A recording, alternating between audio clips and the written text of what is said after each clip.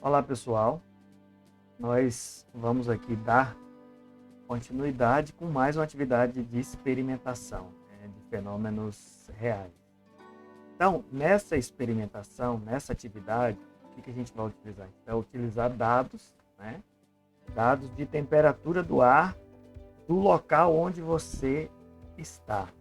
Então, no celular você pode utilizar os aplicativos de temperatura do celular, ou você pode utilizar um site, né?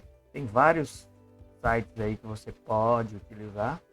Se vocês observarem aqui, a gente vai utilizar esse site aqui, ó, tempo.com. Então, nós vamos utilizar esse site aqui. Esse site, ele informa aqui várias medidas climatológicas, né? Das quais nós vamos pegar aqui temperatura, se a gente observar aqui, ó, vamos pegar a temperatura. E aí eu estou em Barra do Bugres, eu vou colocar aqui, ó, Barra do Bugres. Barra do Bugres, vou clicar aqui. E aí eu vou ter acesso aqui, ó, 29 graus agora no momento, né? São 15, 28, 29 graus. Então esse aqui vai ser o procedimento para aquisição dos dados. Esse site, ele tem umas 3 horas posterior, ele já gera aqui mais ou menos como que vai acontecer, qual que é a previsão, né? Qual que é a previsão de temperatura para esses momentos aqui. Nós estamos 15 alguma coisa, ele já prevê aqui, ó, 29, 30 às 16, 30 às 17, 29 às 18. Mas esses aqui, ó, normalmente são previsões, né?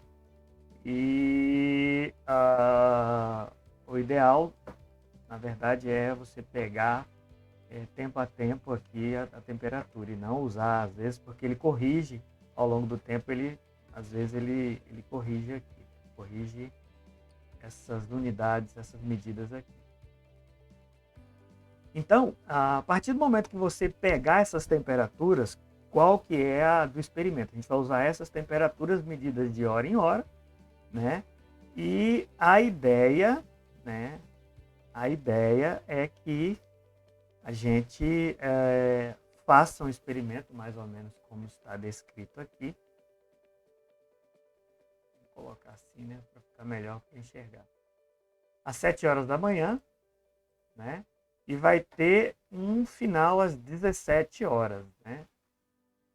Então, essa é a nossa experimentação. Temperatura do ar, essa temperatura do ar ao longo do dia, de 1 em 1 hora, iniciando às 7 do local que você está e utilizando o aplicativo ou o site que você tem que colocar no relatório. Então, está aqui, 7, 8, 9, 10, 11, até as 17 horas. Né? Então, basicamente, a gente tem a temperatura ao longo do dia, né, de um determinado dia. Você pode fazer esse experimento o dia que você quiser.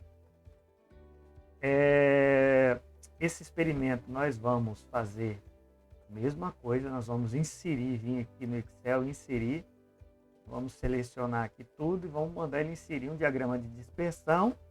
Tá aqui o diagrama de dispersão. E aí, o que a gente vai fazer? Vai pedir para ele modelar, que é adicionar a linha de tendência. Né? Essa linha de tendência, nós vamos pedir para ele adicionar uma função quadrática. Então, a função quadrática é uma função polinomial de segundo grau. Está aqui, ó, a ordem da função, se vocês observarem. Aqui é a ordem 2. Né? Então, se eu colocar 3 dá uma cúbica, 4 dá uma quarta, mais é quadrática, então ordem 2. Eu vou marcar duas coisas aqui, ó. Equação e o valor de R quadrado. E aí, beleza. Já trouxe aqui todas as informações que eu precisava. Então, aqui está o modelo, né? O modelo agora já passa a ser essa equação. Então, eu esqueço um pouco dos dados medidos, e esses dados medidos começam a ser estudados pelo modelo matemático, que é essa função aqui. Então, essa função ela descreve o comportamento da temperatura ao longo do dia, né? É uma função quadrática. E aí eu só vou chamar a atenção para vocês assim, vocês viram que a gente pode modelar com várias funções. No entanto, existe um carinha aqui, que é esse R quadrado, e ele é o que indica, o indicador, né? Se o modelo representa o fenômeno ou não, né? Ou quanto esse modelo representa o fenômeno. A gente não vai entrar nesse detalhe, mas isso aqui quer dizer o seguinte, né? Quanto mais próximo de 1, esse R quadrado, o limite superior dele é 1. Quanto mais próximo de 1, né, nós temos que esse modelo ele se ajusta se ajusta melhor aos dados que a gente mediu, os dados experimentais. E quanto mais próximo de 0, né, menos esse modelo se ajusta aos dados experimentais. Então, tem várias, né, referências que diz que o modelo é bom quando está acima de 80, acima de 70, tem várias coisas. Então, isso aí a gente não vai entrar no mérito. Terminou a modelagem aqui, o que a gente vai fazer? A gente vai preparar para fazer o relatório. E aí o relatório, vocês observem aí, mais ou menos, nós temos aí, ó. Eu quero que vocês discorram através de um texto que dia vocês fizeram a coleta, né? Onde vocês realizaram o experimento,